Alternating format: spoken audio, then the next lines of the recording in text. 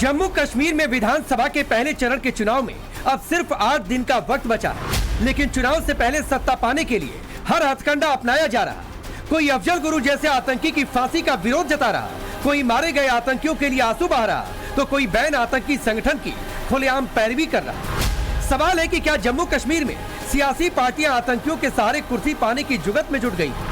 सबसे नया बयान आया है पीडीपी प्रमुख महबूबा मुफ्ती का। महबूबा मुफ्ती खुलकर प्रतिबंधित संगठन जमात की पैरवी कर रही है। महबूबा आरोप लगा रही हैं कि जमात इस्लामी पर बैन लगाकर जमात को तोड़ने की साजिश हो रही। जमात इस्लामी इलेक्शन लड़े मे दरान फिक्र जमात इस्लामी लगो बैन 3 स्कूल कर बंद 3 बागन कोर कब्जा तम थ बैन लगे तीज पार्टी टुकर करान तिथे कन पीडीपी टुकर कर वोतान बुसो Jamaat Islami candidate back दपान बुसो Jamaat Islami candidate मगर असली जमात इस्लामी तिम अजाबस मज तिम जेलन मज तिम NIA पत तिम ED पत तिम तमाम एजेंसी पत बस दिल्ली सरकार वन अगर तुम यहां जमात इस्लामी गमहूरियत हिस्सा बन मसले कश्मीर कत जमहूरियत किस दायरस मज कर तेल तुलो तिम बैन थोद 3 बाग त्रेव यल 3 स्कूल त्रेव यल। जमात इस्लामी पर 2019 से बैन है, जिसका बैन हाल ही में अगले 5 साल के लिए बढ़ा दिया गया। लेकिन जमात इस्लामी ने इस बार के विधानसभा चुनाव में अपने कई उम्मीदवार निर्दलीय के तौर पर उतारे। जमात के चुनाव लड़ने का समर्थन पहले ही पीडीपी और फारूक अब्दुल्ला की पार्टी खुलकर कर चुकी है। तो इन चीज़ों को लेके बहुत ज़्यादा नाराज़ हो जाते हैं।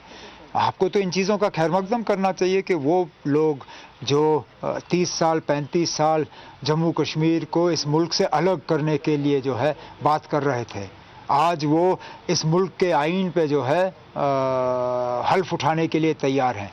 ये बुरी बात तो हो नहीं सकती, ये तो अच्छी बात है।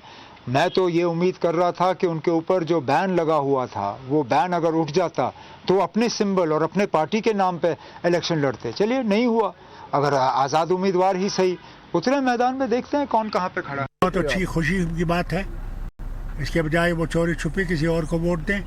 अच्छा है कि वो खड़े हो जाएं और आगे आएं इस रियासत को अच्छा करने के लिए। बहुत अच्छी बात है, पर मैं कहती हूँ गवर्नमेंट ऑफ इंडिया को जमात इस्लामी के ऊपर बैन हटाना चाहिए, क्योंकि अगर इस मुल्क में कम्युनल जमातें जैसे जो पूरे मुल्क में जहर फैला रही हैं इस वक्त, मैं उनका नाम नहीं लेना चाहती हूँ, जो जुलूस निकालते हैं, जो मस्जिदों पे पत्थर मारते हैं, जो मुसलमानों को लिंच करते हैं, आप उन पे तो बैन नहीं लगाते हैं। जमात इस्लामी जो एक ऐसी ऑर्गेनाइजेशन जिसका तालीम में बहुत बड़ा रोल रहा है, जिन्होंने सैलाब में बहुत बड़ा काम किया, जिन्होंने कोविड में लोगों की बड़ी मदद की, उनके ऊपर बैन लगा दिए। क्यों लगाया बैन? अगर आप चाहते हैं कि वो इलेक्शन में हिस्सा ले रहे हैं, बहुत अच्छी बात है, पर उस जमात के ऊपर से बैन हट जाए। महबूबा मुफ्ती खुलकर प्रतिबंधित संगठन जमात की पैरवी कर रही है। महबूबा आरोप लगा रही हैं कि जमात इस्लामी पर बैन लगाकर जमात को तोड़ने की साजिश हो रही। जमात इस्लामी इलेक्शन लड़े मे दरान फिक्र जमात इस्लामी लगो बैन 3 स्कूल कर बंद 3 बागन कोर कब्जा तम थ बैन लगे तीज पार्टी टुकर करान तिथे कन पीडीपी टुकर कर वोतान बुसो Jamaat Islami candidate back दपान बुसो Jamaat Islami candidate मगर असली जमात इस्लामी तिम अजाबस मज तिम जेलन मज तिम NIA पत तिम ED पत तिम तमाम एजेंसी पत बस दिल्ली सरकार वन अगर तुम यहां जमात इस्लामी जमहूरियत हिस्सा बन मसले कश्मीर कत जमहूरियत किस दायरस मज कर तेल तुलो तिम बैन थोद 3 बाग त्रेव यल 3 स्कूल त्रेव यल। जमात इस्लामी पर 2019 से बैन है, जिसका बैन हाल ही में अगले 5 साल के लिए बढ़ा दिया गया। लेकिन जमात इस्लामी ने इस बार के विधानसभा चुनाव में अपने कई उम्मीदवार निर्दलीय के तौर पर उतारे। जमात के चुनाव लड़ने का समर्थन पहले ही पीडीपी और फारूक अब्दुल्ला की पार्टी खुलकर कर चुकी है। तो इन चीज़ों को लेके बहुत ज़्यादा नाराज़ हो जाते हैं। आपको तो इन चीज़ों का खैर मकदम करना चाहिए कि वो लोग जो 30 साल 35 साल जम्मू कश्मीर को इस मुल्क से अलग करने के लिए जो है बात कर रहे थे, आज वो इस मुल्क के आईन पे जो है हल्फ उठाने के लिए तैयार हैं। ये बुरी बात तो हो नहीं सकती, ये तो अच्छी बात है।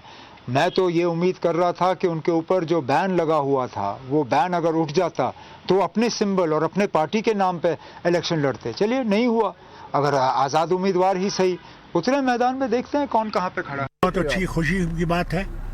इसके बजाय वो चोरी छुपी किसी और को वोट दें। अच्छा है कि वो खड़े हो जाएं और आगे आएं इस रियासत को अच्छा करने के लिए। बहुत अच्छी बात है, पर मैं कहती हूँ गवर्नमेंट ऑफ इंडिया को जमात इस्लामी के ऊपर बैन हटाना चाहिए, क्योंकि अगर इस मुल्क में कम्युनल जमातें जैसे जो पूरे मुल्क में जहर फैला रही हैं इस वक्त, मैं उनका नाम नहीं लेना चाहती हूँ, जो जुलूस निकालते हैं, जो मस्जिदों पे पत्थर मारते हैं, जो मुसलमानों को लिंच करते हैं, आप उन पे तो बैन नहीं लगाते हैं। जमात इस्लामी जो एक ऐसी ऑर्गेनाइजेशन जिसका तालीम में बहुत बड़ा रोल रहा है, जिन्होंने सैलाब में बहुत बड़ा काम किया, जिन्होंने कोविड में लोगों की बड़ी मदद की, उनके ऊपर बैन लगा दिए। क्यों लगाया बैन? अगर आप चाहते हैं कि वो इलेक्शन में हिस्सा ले रहे हैं, बहुत अच्छी बात है, पर उस जमात के ऊपर से बैन हट जाए। वो संगठन जो कश्मीर को हिंदुस्तान से अलग करने की बात करता हो, जो आतंकियों का खुला समर्थन करता आया हो, महबूबा मुफ्ती और फारूक अब्दुल्ला की पार्टी उस संगठन का खुला समर्थन कर रही है और बैन हटाने की मांग कर रही है। इतना ही नहीं, चंद दिन पहले ही उमर अब्दुल्ला ने आतंकी अफजल गुरु के लिए आंसू बहाए थे और अफजल गुरु की फांसी का पुरजोर विरोध किया था। See, my unfortunate thing was that the J&K government had nothing to do with Afzal Guru's execution. Otherwise, you would have had to do it with the permission of the state government, which I can tell you in no uncertain terms would not have been forthcoming. It wouldn't have. We wouldn't have done it. I don't believe that any purpose was served by executing him. I don't. Because I don't believe in the infallibility of the system of the courts. And evidence has shown us time and time again that may not be in India, but in places where you have executed people and then found that you were wrong. PDP और national conference के साथ साथ जम्मू कश्मीर की अपनी party भी जमाते इस्लामी के चुनाव में उतरने का खुला समर्थन कर रही है। देखा हमने कि जमात इस्लामी जो बायकॉट करती थी वो अच्छा है। क्यों? जब तक दीन हमारे घरों में नहीं आएगा तब तक ये बिदअतें, ड्रग्स की बाकी चीजें आप खत्म नहीं कर सकते। आतंकियों से बेशुमार प्यार और पाकिस्तान से यारी की बात करने वाली इन पार्टियों पर बीजेपी हमलावर है। बीजेपी का कहना है कि कांग्रेस, पीडीपी और एनसीपी जम्मू कश्मीर को वापस फिर से पत्थरबाजी और उग्रवादियों के हवाले कर देना चाहती है। पीडीपी का ये कहना कि वो एक band terror outfit Jamaat Islami के साथ खड़ी, इससे स्पष्ट हो जाता है कि भले वो पीडीपी हो, भले वो नेशनल कॉन्फ्रेंस हो या भले वो कांग्रेस पार्टी हो, इन तीनों को कुछ कनेक्ट करता है तो ये सिर्फ सेपरेटिस्ट को बैक करते हैं और सॉफ्ट सपोर्ट आतंकवादियों को देते हैं। तभी जम्मू कश्मीर के बीच में दो चॉइसेस हैं। एक तरफ भारतीय जनता पार्टी है जिनके शासन के अंदर स्टोन पेल्टिंग जीरो हो चुकी है, वहीं पीडीपी, नेशनल कॉन्फ्रेंस और कांग्रेस पार्टी है जिसमें से एक पार्टी कहती है कि वो आतंकवादी अफजल गुरु की हैंगिंग के खिलाफ है, एक पार्टी आर्टिकल 370 को वापस से लाने की बात करती है जिससे आतंकवाद वापस से जम्मू कश्मीर के अंदर चरम सीमा पर पहुंचे, और तीसरी पार्टी पीडीपी जो है वो जमात इस्लामी जैसी बैंड टेरर आउटफिट के पक्ष में खड़ी होती हुई दिख रही है। देखिए, स्पष्ट तौर पर नजर आता है कि उमर अब्दुल्ला जी को अपनी सीटें हारती दिख रही हैं, इसलिए वापस अफजल गुरु को याद कर रहे हैं। वो आतंकवादी जिसने संसद पर हमले की साजिश रची, सुप्रीम कोर्ट ने उनको फांसी की सजा दी, ऐसी कौन सी मजबूरी है कि कांग्रेस और नेशनल कॉन्फ्रेंस को अफजल गुरु को याद करना जरूरी है। स्पष्ट दिखता है कि चुनाव हार रहे हैं तो ये इस तरह के पीएसए को हटाने का काम भी बात कर रहे हैं, जिसका मतलब उपद्रवियों को छोड़ना है, दंगइयों को छोड़ना है, नशा बेचने वालों को छोड़ना है, पथराबाज करने वालों को छोड़ना है। ये स्पष्ट दिखता है कि ये जम्मू कश्मीर को वापस पिछड़ा करना चाहते हैं। एक तरफ जमाते इस्लामी को समर्थन, दूसरी तरफ अफजल गुरु की फांसी पर अफसोस। क्या ऐसा करना देश की भावनाओं से खिलवाड़ नहीं? क्या आतंकियों से प्यार जताकर इन पार्टियों को जम्मू कश्मीर में सत्ता हासिल हो जाएगी? और सबसे बड़ा सवाल कि आतंकियों से हमदर्दी और जमात जैसे संगठन की पैरवी क्या कांग्रेस को भी कबूल है? Bureau report, times now Bharat.